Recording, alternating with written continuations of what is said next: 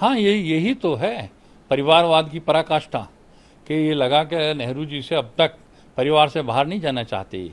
अपने ही परिवार के माँ भी पार्लियामेंट में रहेंगी, बेटा भी पार्लियामेंट में रहेगा, बेटी भी पार्लियामेंट में रहेगी, और कोई वहाँ का कार्यकर्ता इन्हें नहीं मिला। ये है परिवारवाद इनका। राहुल गांधी ने कहा ब्लैक बॉक्स है, डी राजा है, सीपीआई के लीडर है, कहे ईवीएम की क्रेडिबिलिटी एक तरह से एक सवालों के घेरे में है। ईवीएम पर सवाल क्यों उठ रहा है? देखिए, जब हताशा में होते हैं तो इस तरह के सवाल पैदा करते हैं।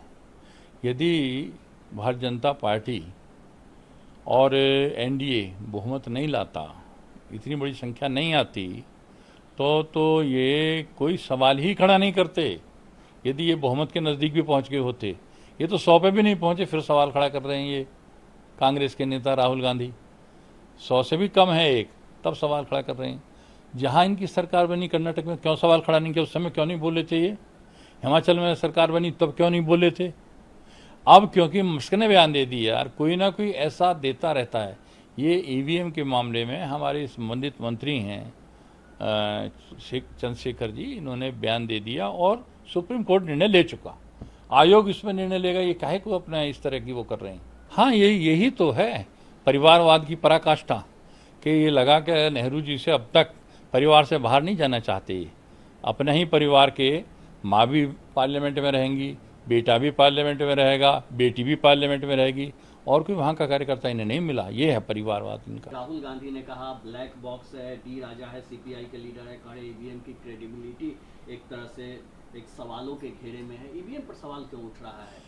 देखिए, जब हताशा में होते हैं तो इस तरह के सवाल पैदा करते हैं। यदि भारतीय जनता पार्टी और एनडीए बहुमत नहीं लाता, इतनी बड़ी संख्या नहीं आती, तो ये कोई सवाल ही खड़ा नहीं करते।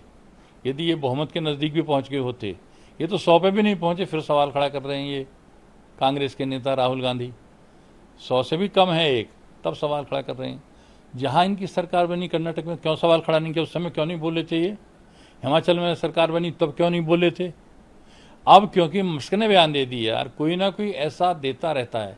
ये ईवीएम के मामले में हमारे संबंधित मंत्री हैं चंद्रशेखर जी, इन्होंने बयान दे दिया और सुप्रीम कोर्ट निर्णय ले चुका। आयोग इसमें निर्णय लेगा, ये काहे को अपना इस तरह की वो कर रहे हैं। हाँ, यही तो है परिवारवाद की पराकाष्ठा कि ये लगा कि नेहरू जी से अब तक परिवार से बाहर नहीं जाना चाहते। अपने ही परिवार के माँ भी पार्लियामेंट में रहेंगी, बेटा भी पार्लियामेंट में रहेगा, बेटी भी पार्लियामेंट में रहेगी, और कोई वहाँ का कार्यकर्ता इन्हें नहीं मिला। ये है परिवारवाद इनका। राहुल गांधी ने कहा ब्लैक बॉक्स है, डी राजा है, सीपीआई के लीडर है, कहे ईवीएम की क्रेडिबिलिटी एक तरह से एक सवालों के घेरे में है। ईवीएम पर सवाल क्यों उठ रहा है? देखिए, जब हताशा में होते हैं तो इस तरह के सवाल पैदा करते हैं। यदि भारतीय जनता पार्टी और एनडीए बहुमत नहीं लाता, इतनी बड़ी संख्या नहीं आती, तो ये कोई सवाल ही खड़ा नहीं करते।